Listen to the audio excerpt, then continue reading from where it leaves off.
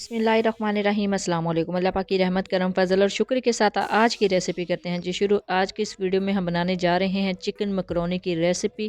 जब restaurant style का खाना घर में खाने को दिल करे तो आप इस तरह की रेसिपी बना के अपनी फैमिली को सर्व कर सकते हैं। ये बनाना बहुत ही आसान है और इसको बिल्कुल रेस्टोरेंट में किस तरह बनाया जाता है, क्या क्या इसके अंदर ऐड किया जाता है कि ये बिल्कुल उसी टेस्ट में आपको मिले, तो वो सारी टिप्स एंड ट्रिक्स आपके साथ शेयर करेंगे आज के इस वीडियो में। तो चलते हैं जी तैयारी की तरफ। इसके लिए जो जो इंग्रेडिएंट चाहिए सबसे पहले आप वो नोट कर लें। मैं मुख्तसर से आपको बता दूं इसके इंग्रेडिएंट के बारे में, इसके अज़ा के बारे में। शिमला मिर्च है और बंद गोभी है और गाजर है। इनको इस स्टाइल में आपने कट करना है ताकि अच्छे लगें इसके अंदर। और ये चिकन है, 1 पाव चिकन लिया था, उसको भी बारीक बारीक छोटे छोटे क्यूब में कट कर लिया था। अब चलते हैं जी तैयारी की तरफ। बिस्मिल्लाहिर्रहमानिर्रहीम। 1 से 1.5 लीटर पानी लिया है, उसके अंदर हाफ़ kg मकरोनी ऐड की है। किसी भी स्टाइल में आप ले सकते हैं और जो बाकी अज़ा इसके अंदर जाएंगे वो आपको साथ साथ रेसिपी में बताती चलती हूँ। और यहाँ पे बेस्ट टिप ये है कि जब आपने मकरोनी को ऐड करना है, पानी को अच्छे से बॉयल आना चाहिए। ठंडे पानी में ऐड ना कीजिएगा। जब पानी को अच्छे से बॉयल आ जाए तो इसके अंदर मकरोनी ऐड करें। और ये जिस तरह का साइज़ है, इसको 10 से 12 मिनट लगते हैं जी बॉयल होने में।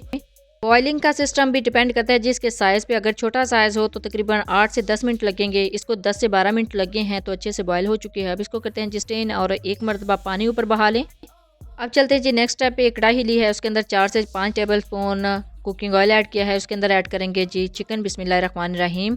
ये चिकन इस साइज़ में कट करना है तो अच्छा लगता है, बड़े साइज़ में कट ना कीजिएगा। अगर आपको शॉपकीपर बड़े साइज़ में कट कर दे तो आप खुद छोटे साइज़ में इसको घर में पीसेस इसके कर सकते हैं। तो इसको 4 से 5 मिनट तक हमने फ्राई करना है। 2 से 3 मिनट में इसका कलर चेंज हो गया है तो इस स्टेज में इसके अंदर कुछ मसाला जात ऐड करेंगे।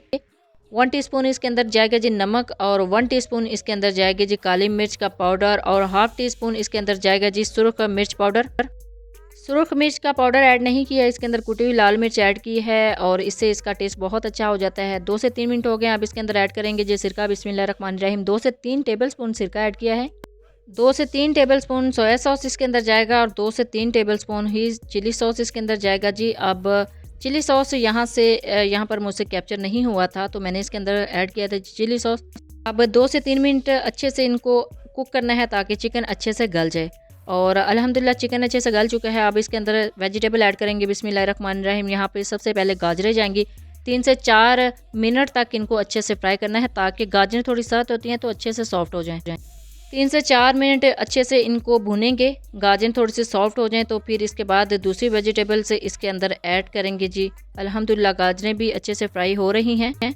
अब 2 से 3 मिनट इनको हिलाने के बाद इसको 2 से 3 मिनट के लिए कवर कर देंगे ताकि ये अच्छे से सॉफ्ट हो जाएं। जैसे ही ये थोड़ी सी सॉफ्ट हो जाएंगी दूसरी वेजिटेबल इसके अंदर ऐड करेंगे। ये देखिए जी 2 से 3 मिनट हो गए हैं और गाजरें अल्हम्दुलिल्लाह बहुत ही अच्छे तरीके से सॉफ्ट हो चुकी हैं। ये थोड़ी सी सख्त होती हैं इसलिए पहले इनको ऐड कर लिया। और अब दूसरी वेजिटेबल इसके अंदर जाएंगी। बिस्मिल्लाहिर्रहमानिर्रहीम।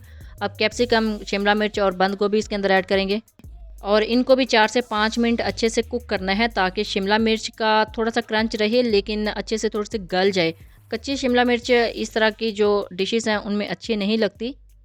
अब 4 से 5 मिनट के लिए इन सारी वेजिटेबल्स को अच्छे से कुक करना है ताकि सारी वेजिटेबल्स अच्छे से गल जाएं और इनको अच्छे से गलाना है ताकि ये ठीक तरीके से कुक हों। तो 4 से 5 मिनट लगेंगे लेकिन उससे पहले 2 से 3 मिनट के बाद इसके अंदर जाएगी जी 1 टीस्पून काले मिर्च का पाउडर, 1 टीस्पून नमक। अब हाफ़ टीस्पून इसके अंदर जाएगी जी सुरख मिर्च का पाउडर और ये थोड़ा सा कुटी हुई सुरख मिर्च है। अच्छे से ऐड करने के बाद इनको मिक्स कर देंगे। मिक्सिंग बहुत ज़रूरी है ताकि सारा जो टेस्ट है सारी वेजिटेबल से इक्वल आए। और इसके अंदर भी अब जाएगा जी सफ़ेद सिरका 2 से 3 टेबल स्पून और चिली सॉस जाएगी जी 2 से 3 टेबल स्पून और इसके साथ ही सोया सॉस ऐड करेंगे 2 से 3 टेबल स्पून।